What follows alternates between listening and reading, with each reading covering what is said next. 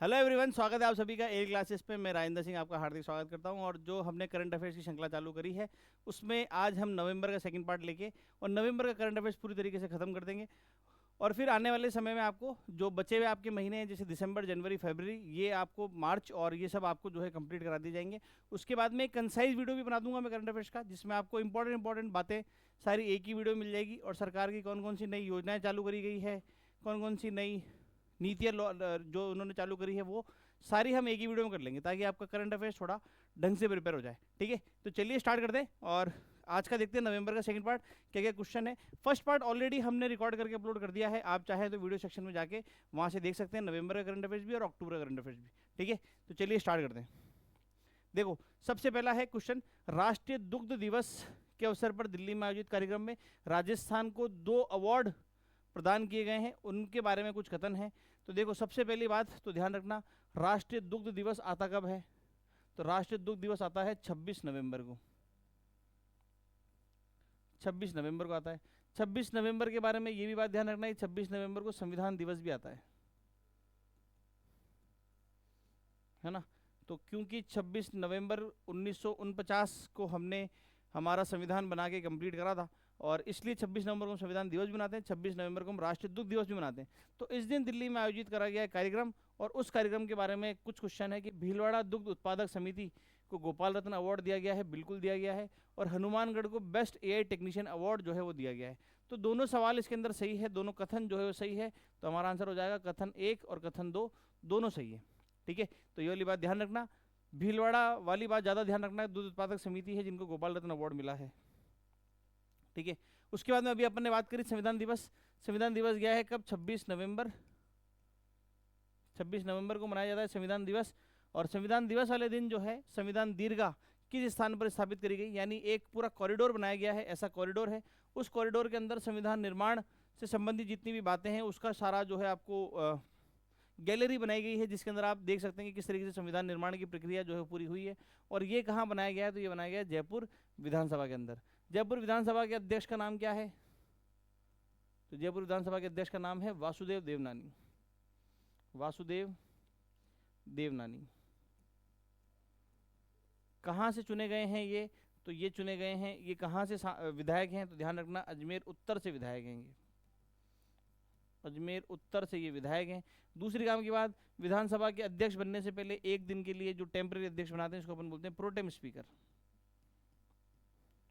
और pro tem speaker जो है वो कौन रहे हैं इस बार वाली विधानसभा के? तो ध्यान रखना, उनका नाम है कालीचरण सराफ।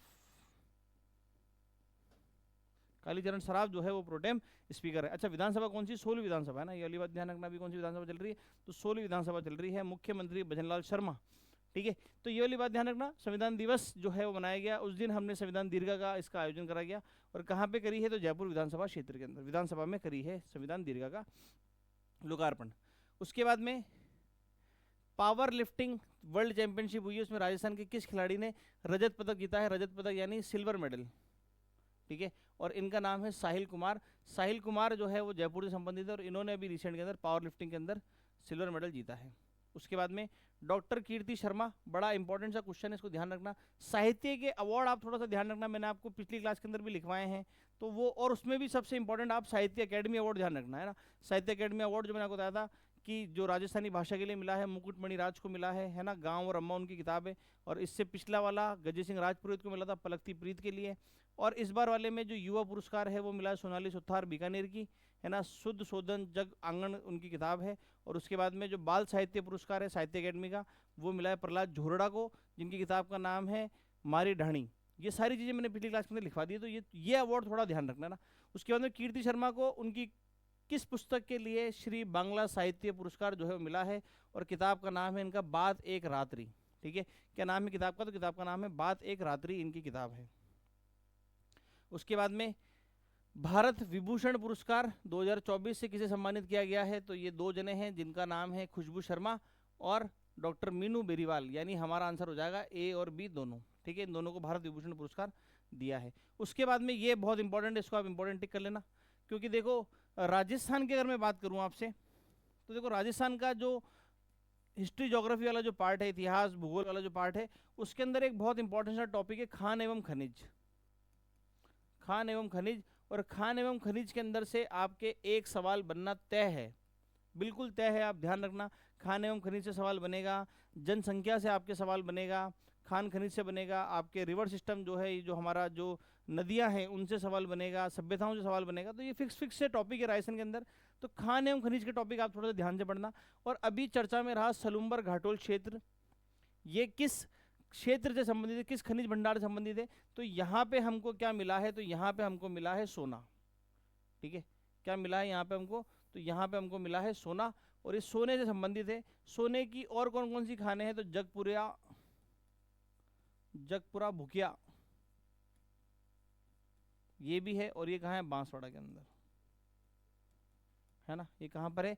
बांसवाड़ा के अंदर है, ये वाली बात भी ध्यान रखना। ठीक है, सोने की खानें। उसके बाद में चित्तौड़गढ़ में पंच कल्याण महोत्सव, पंच कल्याण महोत्सव एक पंच गौरव महोत्सव भी है ना, पंच गौरव, जिसके अंदर मैंने आपको बताया था कि सरकार ने 5 चीज़ों को बढ़ावा देने के लिए स्टार्ट करा, जिसके अंदर एक जिला एक उत्पाद है, एक जिला एक वनस्पतिक प्रजाति है, एक जिला एक पर्यटन है, जिसके अंदर एक जिला एक उत्पाद है। वो 5 वाली चीज़ें वो भी ध्यान रखना। पंच कल्याण महोत्सव के दौरान किसे अंकलिकार अंतर्राष्ट्रीय पुरस्कार 2024 से सम्मानित किया गया? तो इनको सम्मानित किया गया है, तो ये है गुलाब कोठारी।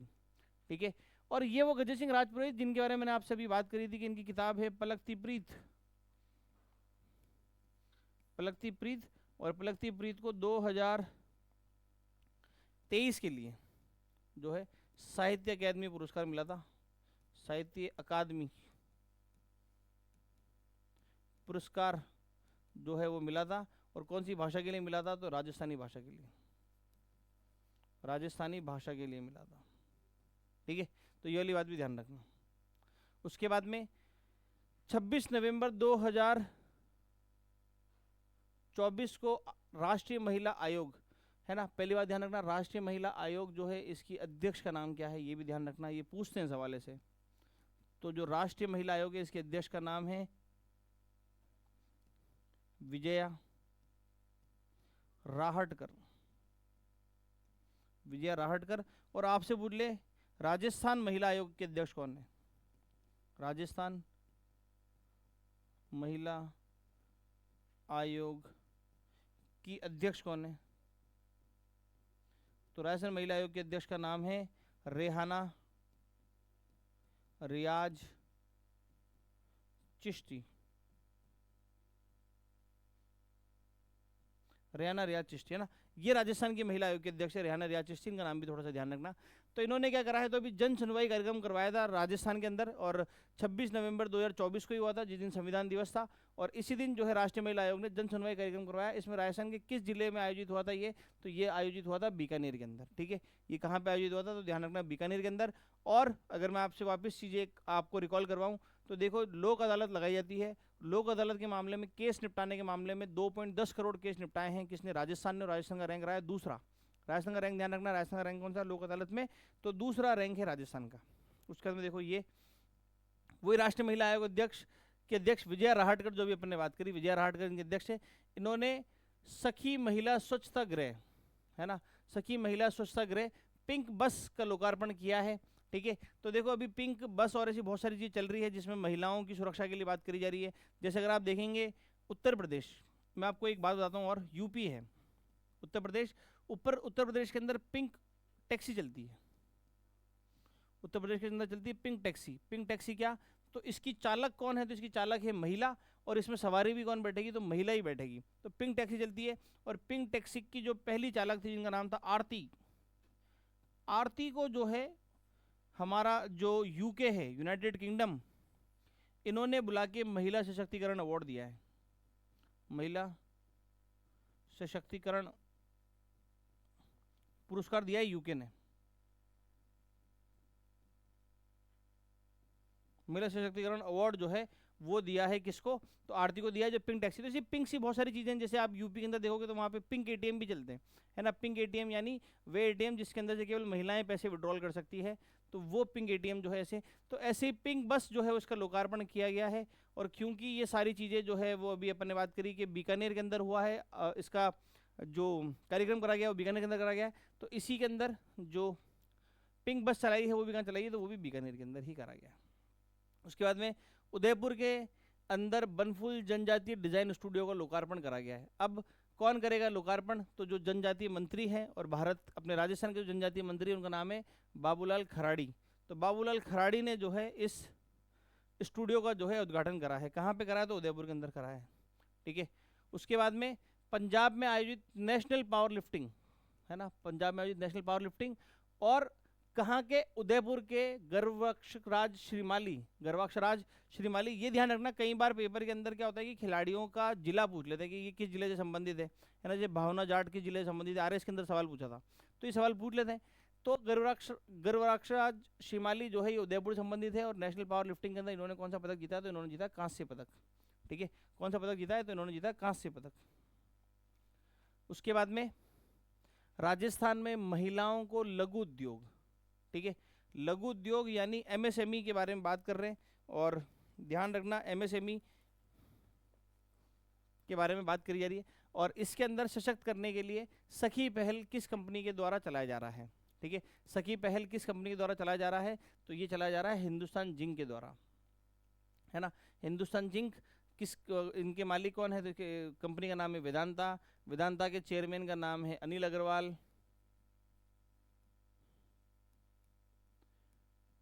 और अनिल अग्रवाल के बारे में ध्यान रखना, ये राजस्थान में जयपुर के पास में, जयपुर के पास में जगह है चौंप, यहाँ पर क्रिकेट ग्राउंड बन रहा है, क्रिकेट स्टेडियम बन रहा है, और ये क्रिकेट स्टेडियम दुनिया का तीसरा सबसे बड़ा हो जाएगा बनते ही, दुनिया का तीसरा सबसे बड़ा स्टेडियम हो जाएगा। कहाँ बन रहा है? तो ध्यान रखना ये बन रहा है जयपुर के अंदर चौंप जगह पे। और कौन बनवा रहे हैं इसके अंदर, कौन फंड कर रहा है? तो वेदांता ग्रुप, अनिल अग्रवाल जो है वो इसको फंड कर रहे हैं, जो हिंदुस्तान जिंक के मालिक भी है। हिंदुस्तान जिंक का स्मेल्टिंग प्लांट कहाँ पर है? तो ध्यान रखना चंदेरिया के अंदर है। ठीक है, कहाँ पर है हिंदुस्तान जिंक का स्मेल्टिंग प्लांट? चंदेरिया के अंदर है, ये वाली बात भी ध्यान रखना। ठीक है, तो इसका आंसर हो जाएगा हमारा हिंदुस्तान जिंक। उसके बाद में वाइल्ड लाइफ फॉरेंसिक, जानवरों का जो फॉरेंसिक DNA है, इसकी यूनिट किस शहर में स्थापित करी जा रही है? तो इसकी करी जा रही है जयपुर के अंदर, क्योंकि राजधानी क्षेत्र है। उसके बाद में जमनालाल बजाज पुरस्कार जो है ये मिलते हैं जमनालाल बजाज के बारे में ध्यान रखना। 2-3 इनके उपनाम है, क्योंकि राजस्थान से संबंधित है, बजाज कंपनी के मालिक यही है ना, ये वाली बात भी ध्यान रखना। और राजस्थान से संबंधित है, इसलिए मैं आपको 2-4 बातें बता रहा हूँ, कहीं आपके क्योंकि आपके सिलेबस के अंदर एक टॉपिक भी है राजस्थान के व्यक्तित्व के बारे में, है ना, तो ये इनका नाम इसके अंदर आ सकता है, ध्यान रखना। एक तो इनको बोलते थे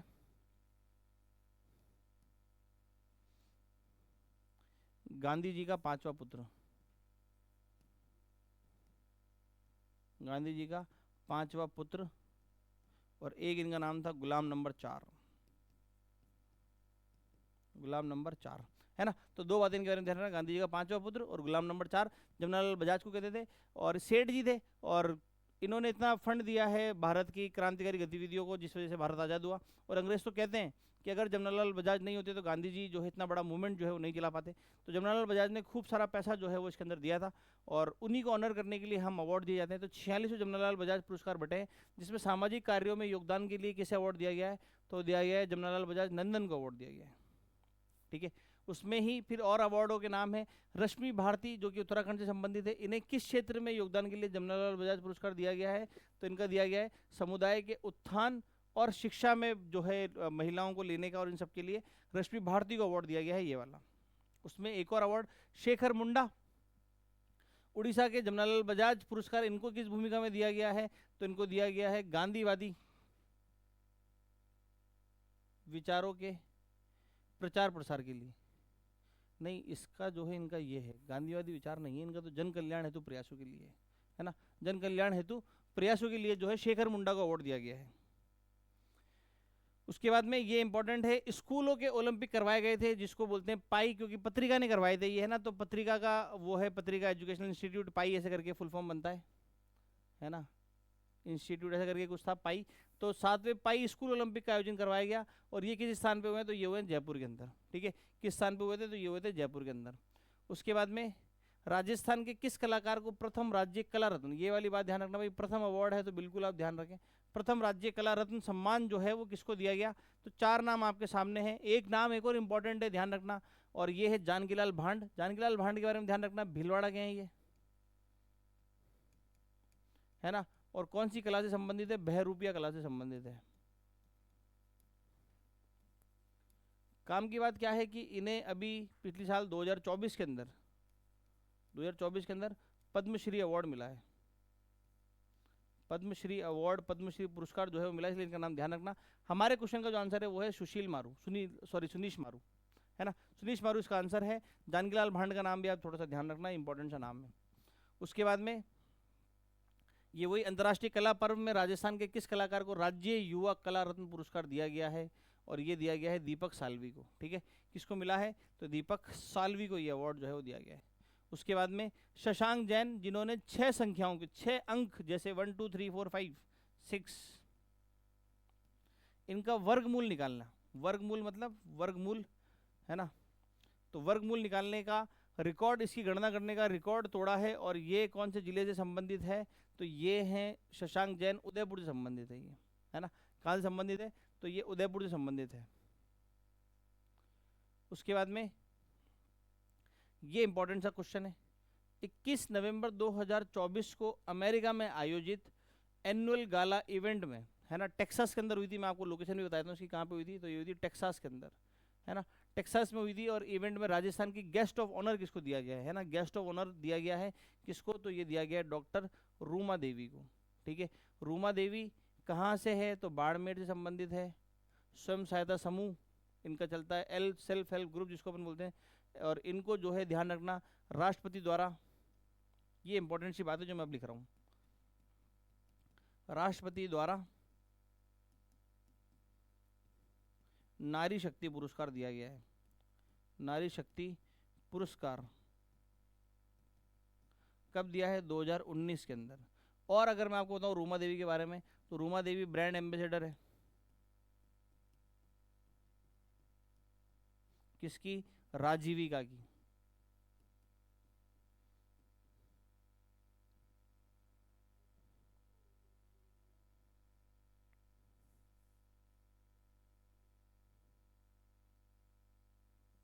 है ना, राजीविका, जो कि राजस्थान ग्रामीण हमारे आजीविका परिषद है, उसकी जो है ब्रांड एम्बेसडर राजीविका की कौन, रूमा देवी। और रूमा देवी को अगर आपने देखा होगा तो मैं आपको बताता हूँ, एक है ना कौन बने करोड़पति, एक बड़ा फेमस सा एपिसोड है जिसमें सोनाक्षी सिन्हा से पूछा जाता है कि लक्ष्मण भगवान जो सॉरी हनुमान जी जो है वो जड़ी बूटियाँ किसके लिए लेने गए थे, है ना। तो वो फिर सोनाक्षी सिन्हा उसके अंदर काफ़ी कंफ्यूज हो जाती है। उस समय जो सोनाक्षी सिन्हा के साथ में जो बैठी थी हॉट सीट पे दूसरी महिला, वो रूमा देवी थी, है ना। तो ये ध्यान रखना। राजीविका की ब्रांड एम्बेसडर भी, ये वाली बात थोड़ी इंपॉर्टेंट है, इसको ध्यान रखना ना। उसके बाद में राजस्थान में स्कूली पाठ्यक्रम की समीक्षा करने कि भाई स्कूल के पाठ्यक्रम के अंदर कितनी चीज़ें चेंज करनी है, कितनी चीज़ें नहीं चेंज करनी है, बहुत सारी चीज़ें जो है वो बदलाव करा जा रहा है, समीक्षा। तो उसके लिए एक समीक्षा गठित करी जाती है ना, एक जो कमेटी जो है वो गठित करी जाती है, तो वो अपनी रिकमेंडेशन देती है, वो अपने सुझाव देती है, फिर उस सुझावों पर अमल करा जाता है। तो यही राजस्थान में स्कूली पाठ्यक्रम की समीक्षा करने के लिए एक समिति गठन करी गई है। और इसकी अध्यक्षता कौन है, तो इसके अध्यक्ष है प्रोफेसर कैलाश सोढानी। प्रोफेसर कैलाश सोढानी, नाम इंपॉर्टेंट है, ध्यान रखना। ठीक है, और एक और ध्यान रखना, ऑपरेशन गोडावण, जो अपन ने बात करी थी कि कल जो कर्मचारी चयन बोर्ड है वो टैबलेट पे परीक्षा करवाना चाह रहा है, तो उसके लिए जो है एक ऑपरेशन चालू करा गया, इसका नाम है ऑपरेशन गोडावण, है ना। तो वो भी बात ध्यान रखना। उसके बाद में आपसे पूछ ले कि भारत के राजस्थान के जो है शिक्षा मंत्री कौन है, तो शिक्षा मंत्री का नाम है मदन दिलावर, शिक्षा मंत्री है, ये वाली बात ध्यान रखना। और उच्च शिक्षा किसके पास में, तो उच्च शिक्षा है प्रेमचंद बैरवा के पास में ना। देखो शिक्षा 2 प्रकार की है, एक तो हो गई हमारे यहाँ पे शिक्षा जो स्कूल लेवल पर है, तो उसके शिक्षा के जो मंत्री हैं, तो वो शिक्षा मंत्री कौन है, तो वो है मदन दिलावर। और एक होती है उच्च शिक्षा, हायर एजुकेशन कॉलेज वाली हो गई, और एक हो गई आपकी इंजीनियरिंग वाली, जिसको हम बोलते हैं तकनीकी शिक्षा,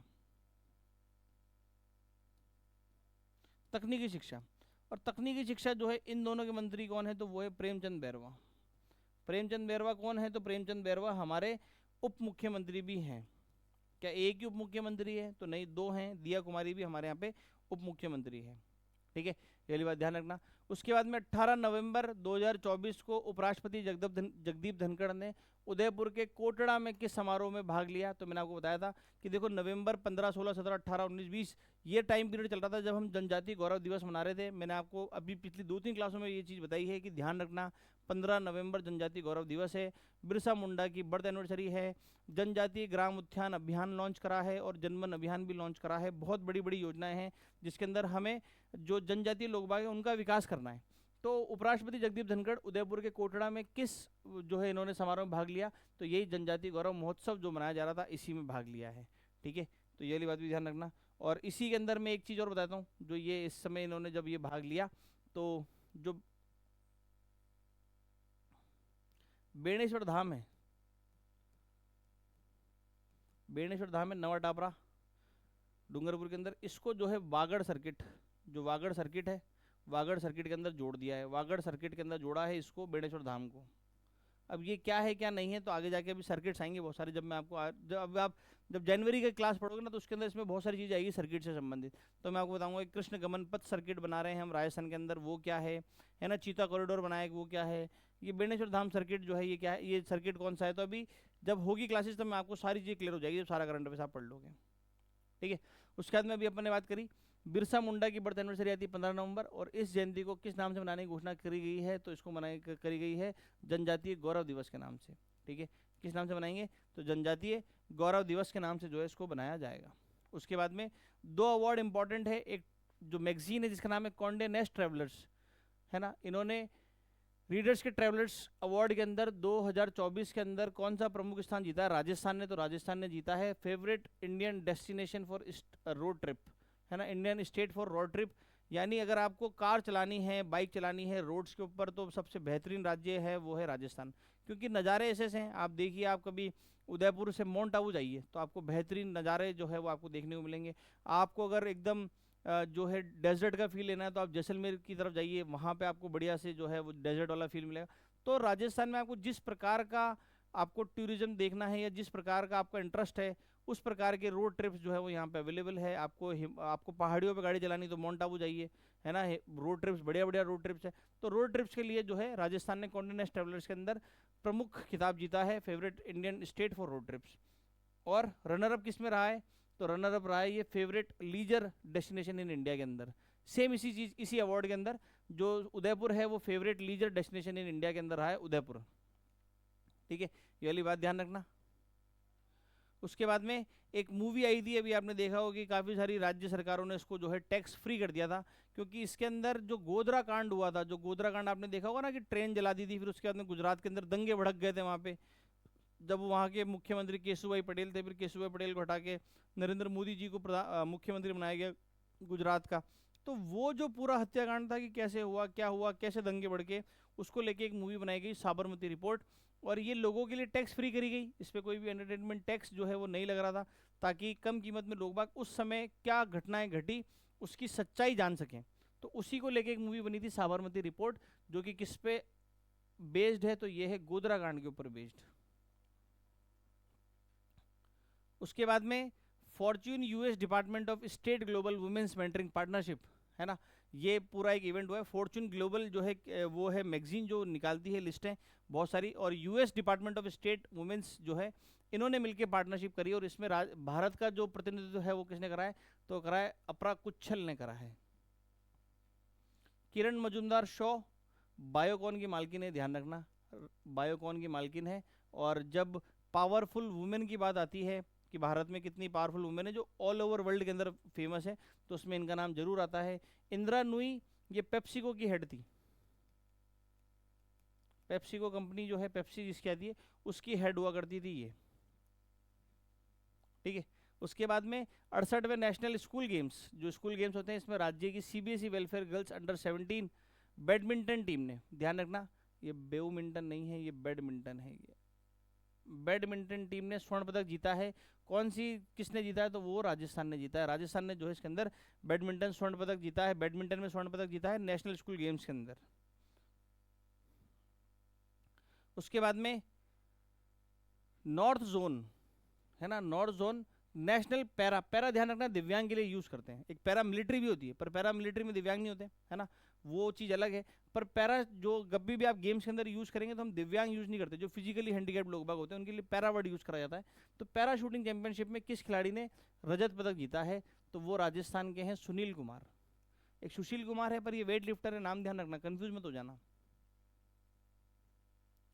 उसके बाद में राजस्थान विश्वविद्यालय के यूरोपियन, राजस्थान विश्वविद्यालय राजस्थान यूनिवर्सिटी जो है वहाँ पे यूरोपियन भाषा साहित्य और संस्कृति अध्ययन विभाग तथा भारत के अंदर भारतीय फ्रेंच शिक्षक संघ के संयुक्त तत्वाधान के अंदर 18 से 20 नवंबर 2024 को आयोजित सम्मेलन किस विषय पर आधारित था। यानी राजस्थान यूनिवर्सिटी के अंदर जो डिपार्टमेंट है यूरोपियन भाषा साहित्य संस्कृति का वो, और एक और ऑर्गेनाइजेशन जिसका नाम है भारतीय फ्रेंच शिक्षा संघ, इन दोनों के बीच में जो है इन दोनों ने साथ में मिलकर एक सम्मेलन करवाया, जिसका जो मेन जो थीम था वो क्या था, वो था टीचिंग ऑफ फ्रेंच लैंग्वेज, कि भाई हमें फ्रेंच लैंग्वेज जो है वो लोगों को पढ़ानी चाहिए। उसके अंदर ट्रेडिशन ट्रांजिशन एंड अडोप्टेशन जो है वो इसका टॉपिक था, जिसके बेसिस पे ये पूरा सम्मेलन आयोजित करा गया। तो हमारा आंसर हो जाएगा इसके अंदर सी वाला।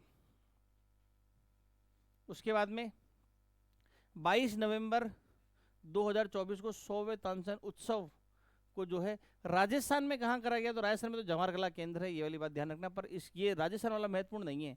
ये 100वां तानसेन महोत्सव कहाँ मनता है, कहाँ मनाया जाता है, तो ध्यान रखना ये मनाया जाता है ग्वालियर के अंदर।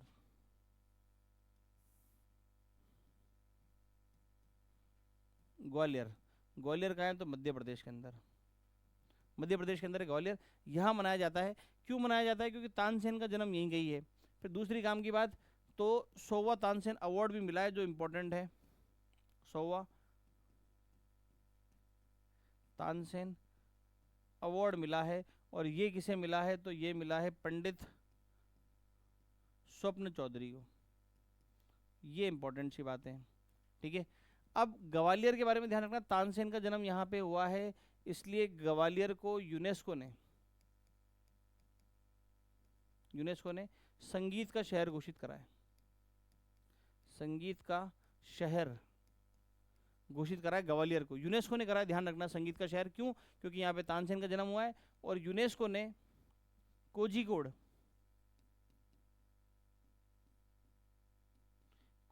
का है, तो कोझिकोड है आपके केरल के अंदर, और इसको घोषित करा है साहित्य का शहर।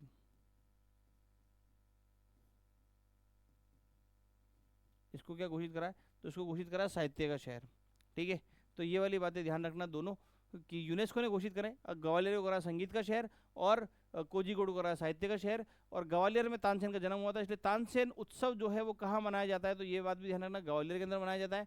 और 100वां तानसेन अवार्ड जो है किसको मिला है, पंडित स्वप्न चौधरी को मिला है। हमने राजस्थान में कहाँ मनाया, तो राजस्थान में जवाहर कला केंद्र के अंदर मनाया है, ठीक है। उसके बाद में वेदांता कंपनी समूह की सहायक कंपनी जिसका नाम है टेको के सहयोग से भारत का पहला ऊंट बचाव और अनुसंधान केंद्र कहाँ बनाया जा रहा है, तो ये बनाया जा रहा है जैसलमेर के अंदर। ये तो काम की बात हमारे लिए नहीं है, पर ऊंट के बारे में अपन ने 2-4 बातें और पढ़ ली, तो ध्यान रखना ऊंट के बारे में क्या क्या है। तो एक तो ऊंट का जो अनुसंधान केंद्र है वो कहाँ पर है, तो वो है आपके जोहड़बीड़ के अंदर, और जोहड़बीड़ कहाँ है, तो बीकानेर के अंदर।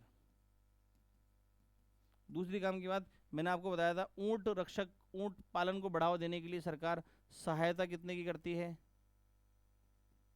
तो सरकार सहायता कर रही है 20,000 रुपये की, 20,000 रुपये की सहायता कर रही है। फिर मैंने आपको बताया था कि ऊंटनी के दुग्ध से बने उत्पाद कहाँ बिक रहे हैं, तो ये बिक रहे हैं चूरू के अंदर।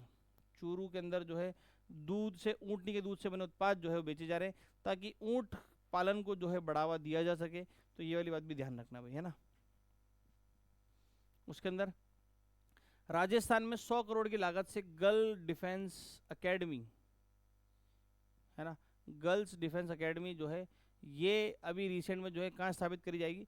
अब ये इससे पहले मैं आपको है ना एक चीज़ बताता हूँ इसके अंदर, कि आप जो ध्यान रखना वो ये कि देखो हुआ क्या है, तो हमारे यहाँ पे सैनिक स्कूल है राजस्थान के अंदर, तो ध्यान रखना। एक तो सैनिक स्कूल जो है वो कितनी खुल गई है, 2-4 बातें बताता हूँ मैं आपको काम की। सैनिक स्कूलें कितनी हो गई है, तो हमारे यहाँ पे एक तो है चित्तौड़ के अंदर, एक है झुंझुनू के अंदर, और तीसरी खुल रही है कहाँ पे, अलवर के अंदर।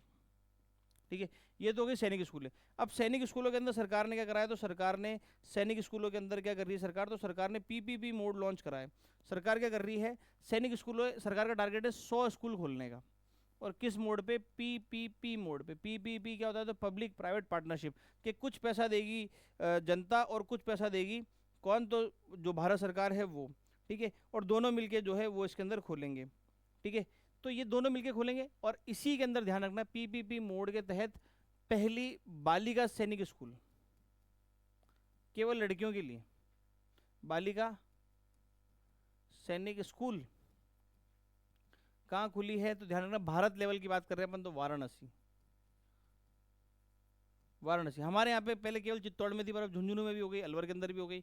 और ऐसे ही केवल लड़कियों के लिए डिफेंस एकेडमी की स्थापना करी जा रही है, कहाँ पे, राजस्थान के अंदर 100 करोड़ की लागत से, तो करी जा रही है बीकानेर के अंदर। ये भी पीपीपी मोड पे ही है ना।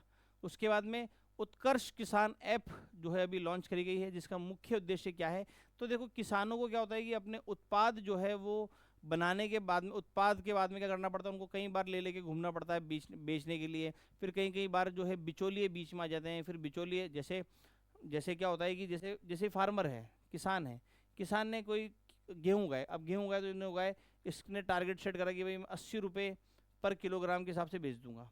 ठीक है, फिर फार्मर आएगा, फिर बीच में आएगा बिचौलिया, बिचौलिया बोला कितने में बेच रहे हो, 80 रुपये में। बिचौलिया के डीलर्स होते हैं बहुत सारे, तो ये इसको बोलेगा भैया 82 रुपये के अंदर बेचना खरीदना हो तो मैं तुमको दिलवा दूंगा।